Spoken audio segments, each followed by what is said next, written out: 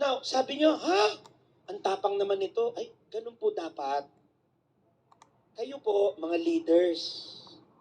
Marami kasi mga leader, nagtatago sa balat ng tupa. Pero sa loob, ulupong. Sa loob, wolf.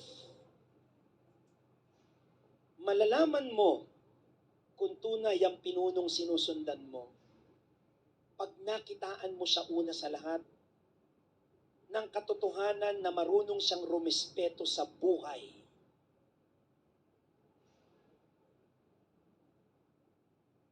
Nakakalungkot po kasi, sabi ko nga kay Bishop Ambo kahapon, we need to employ different way of evangelization.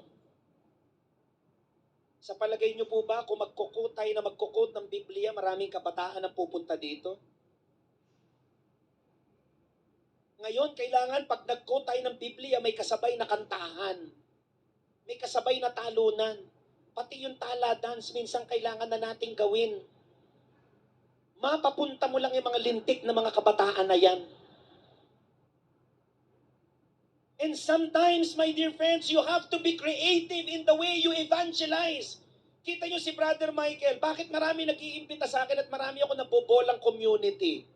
Kasi whenever I preach, I use comedy. Why? Because my audience are Filipinos who love comedy. Sa palagay nyo ba si Kristo hindi tumawa nung panahon niya? Maraming pagkakataon na natawa rin si Kristo.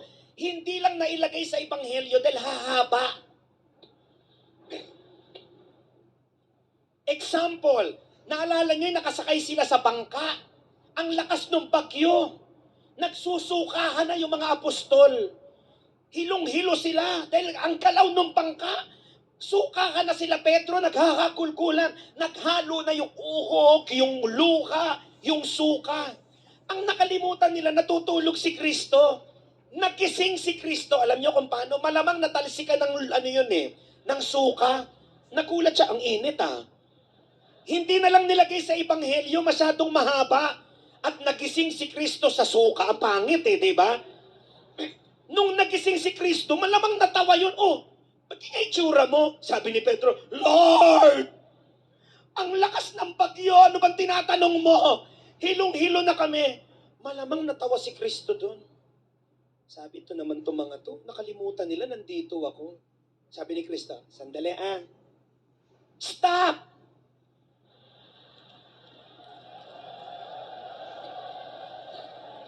Yun ang totoong anak ng Diyos, ha?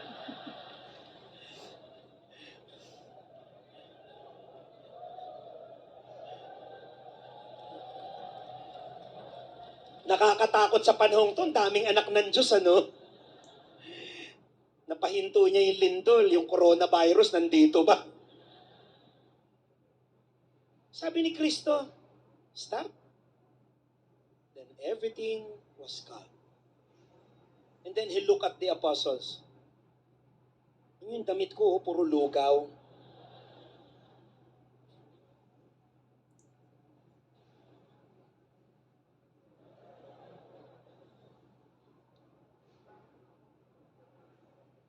Nung sinabi ni Kristo na every single hair that you have is counted, I'm sure he was making fun nung kausap niya. Malamang kalbo.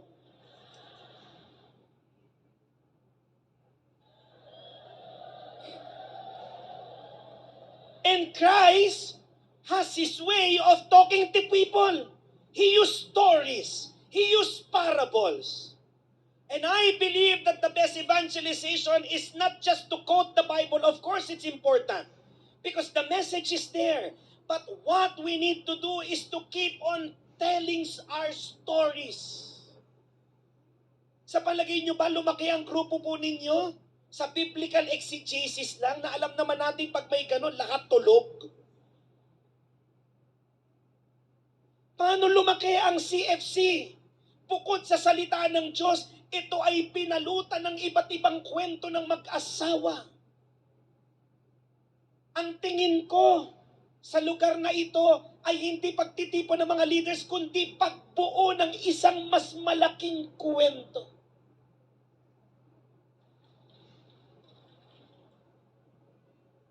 Yan ang nakalimutan na natin magkwento. Kasi may internet na. It pains me to see families not talking but not eating, they're texting. Ngayon ako nakakita ng dalawang magkaibigan, nagtatawanan, pero hindi nag-uusap, nagpo-forward na ng message. Yung parang mga, sabi ni isa, forward ka pa. Ha? Di ba pwede magkwentuhan tayo? Kaya alam niyo ho ba, iba na ang panahon. Dati, masaya na tayo, piso lang ang hawak natin. Tama po ba? Ang kaya lang bilhin ng piso natin, yung sikat na kending tira-tira. Naalala niyo yung tira-tira? Yung malagkit, nandito ka sa Shaw Boulevard, yung kamay mo nasa Laguna na hindi pa putol. Sa sobrang lagkit nung kendi. Nakabalot sa maduming pambalot ng Ovaltine. Alam niyo naman, mas madumi, mas masarap, di ba? Para yung kinakainan kong lugawan sa Pasay, ang sarap, mga laman loob, bituka, katabi niya, punirarya, ang sarap. Isa lang ang may-ari ng lugawan at punirarya, mukhang magandang negosyo, umiikot lang. Pag wala ng bituka, kumakatok lang. O ay wala ng isaw, sisigaw sa punirarya, sandali, umiiyak pa yung nanay.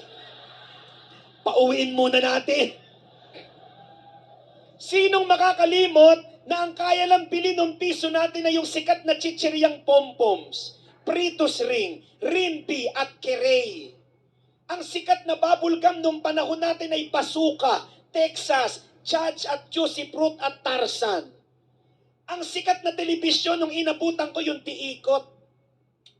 May sarahan parang tabernakulo, thank you Lord, para ka na sa chapel.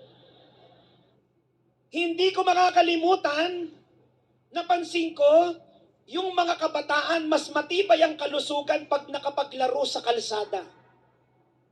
Bakit? Dahil yung sapat na mikrobyong kailangan mong mahit-hit, nakuha mo lahat sa lansangan. Dati ang mga laro walang bayad, koma. Ititirintas mo, ilalagay mo sa leeg mo, ikaw ng anak ni Suma. Sinong makakalimot ng larong Chinese Garter? Nung panahon natin, babae, lalaki, tumatalon dyan. Kahit sino, mas mataas pa tumalon yung lalaki sa babae. Pag tumalon ako ng Tondo, baba ko Quezon City na. 45 minutes, nasa Alapaap ako. Ngayon, pag lalaki ka, tumalong ka dyan, lolokohin ka, bakla, bakla, bakla, bakla. Pwede bang silais muna, wag agad bakla? Papunta rin ako doon, mga 2 years ng bakla na rin ako, intay ka lang. Progressive yan ha? Developmental, ika nga. Sino makakalimot ng larong tagu-ampong? Hanap ka ng hanap, nakauwi na pala lahat ng kaibigan mo. Alam nyo, malalaman yung bata pa lang kayo, demonyo na kayo, yung nakipaglaro kayo ng tagu-ampong, tas umuwi ka. Hindi alam nung naghahanap na kauwi ka na. Sinong makakalimot ng laro ng mga tanga? Alam nyo yung laro ng mga tanga? Yung shato. Yung shato, kasi para kang tanga, iahagis mo, tas pupuntahan mo rin. Ang kapatid niyang golf, kaya alam niyo, wag kayo magalit sa akin, hindi po ako nagko-golf. Naimbitahan ako magsalita sa anniversary ng Wakwak Country Club. Pinipiro ko yung mga golfers, hindi ako naglalaro ng golf kasi feeling ko yung laro ng golf, parang laro ng mga, kasi imagine mo, after paluin, o ka, puntahan natin dun. Hala! Pinalo mo, tapos pupuntahan mo. Tapos nung nakita na, ay, ito na siya, paluin natin ulit. Ha? Ano ba problema mo? Sinong makakalimot ng tumpang preso? Ang puhunan mo, tsinelas at lata. Titirahin mo yung lata, tatamaan yung nanay mo, uwi. Di ba? At sino makakalimot sa pinakalibreng laro? Patintero. Basta't may guhit ang kalsada, thank you, Mayor. Pag wala anong puhunan mo, yung kinupit mong chok sa teacher mo, pag wala talaga, uling, o kaya basag na paso, pag sobrang hit earth, alam niyo po yung hit earth, hampas lupa, ang barkadahan, walang pera, tubig kanal, masaya na tayo. Sana po nakikita niyo yung mga tawa niyo ngayon, kasi yan ang tawa na hindi kayang ibigay ng social media. You know what I'm doing? You know what I'm doing? I'm telling you stories, but I'm preaching to you. And it's so powerful. Look at Jesus. Alam niya medyo tatanga-tanga yung crowd niya. Di ba? Alam ni Kristo eh. Kaya nung ginagamit niya, kwento. Sabi niya, ang kaharian ng Diyos ay parang malaking banquet. Kasi alam niya, puro patay gutom tong kaharap niya. Mahilig kumain. Si pinabagay ng Diyos ni Kristo sa kausap niya. Kaya alam niyo ngayon po, nag-iisip ako magbuo ng isang parang institute for preaching, wherein leaders like you could be taught how really to speak, to preach, and to tell stories. Mag-enroll kayo ha, if ever magang. Kasi minsan sayang, mag-aminan tayo, may pari ho ba dito? Wala? Ay, mas maganda ha? Makakapagkwento ako. Di ba kayo, namimili kayo ng paring sisimbahan? Pag nakita mo tong parin to, walang kakwenta-kwenta homily, markado na to. It's either lumipat ka ng simbahan o mag-iglesia ka na. Yun lang ang choice mo. Yan ang sinasabi ko sa mga kaklasikong pari na ako naiintindihan ko. Pag ang pari matanda na, naiintindihan ko. Because the priest is no longer the messenger, but the priest is now the message. Matanda na eh. His very life is now the testimony of the gospel. Pero kung batang pare, tapos lousy mag-homily, ang ganda ng sasakyan, pero yung gamit sa misa, naglilimahid. Ang ganda-ganda ng relos, pero yung sutana, tumatayo na mag-isa sa dumi. Nung misa nagbigay po ako ng retreat sa mga pare at obispo, sinabi ko yan. At tinapos ko po yung mga salita by these words, how dare you? Alam nyo kayo, medyo naiinis na rin ako. Tanggol ako ng tanggol sa mga pari. Tapos yung iba, hindi nagsisikap maging mabuting pari. Ang hirap kaya magtanggol.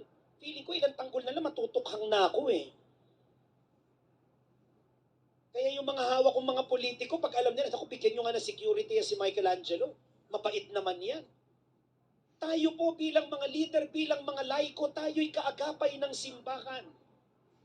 Parang kailan lang walang ganito. Nung Vatican I, lahat pari. Lahat minister. Pero nung nag-Vatican II, ito ang bunga. Lay empowerment. The call to holiness now is a call to all. At nakakatuwa, minsan mas matalino pa tayo mga laiko kaysa sa mga pari. Kasi masipag tayo mag-aral. Nung minsan, nagbigay ako ng talk sa mga pare, sabi niya, hindi naman kasi kami kasing daldal mo. Father, wala naman niya sa daldal eh. Kung ikaw babad ka sa panalangin, babad ka sa tao, imposibleng wala kang masabi.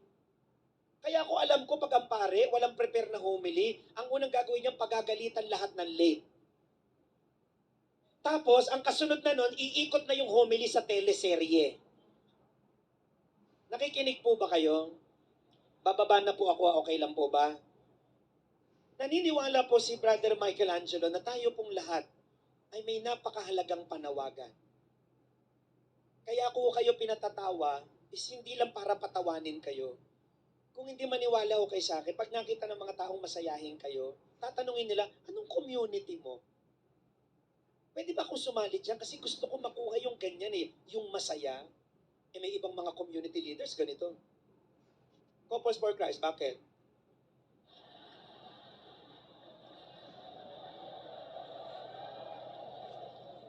Eh di, wow. Pasensya na. We follow a God that is exciting. God is never boring. Imagine, you have a God that is so exciting that whenever He is bored, He can turn water into wine. Wow! Boring ba yun? Pero umatin lang ng party, oh, wala nang alak.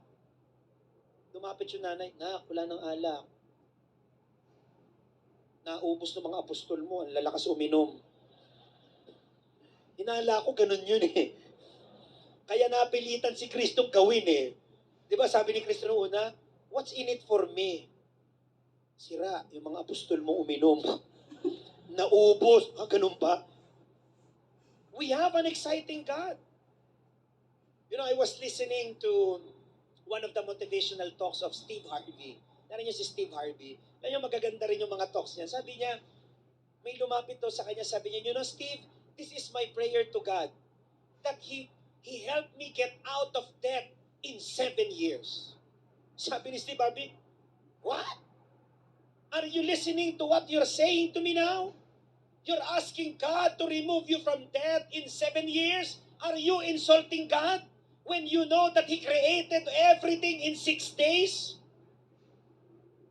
And then you expect Him to get you out of debt in 7 years? My God, He can do that in 6 days.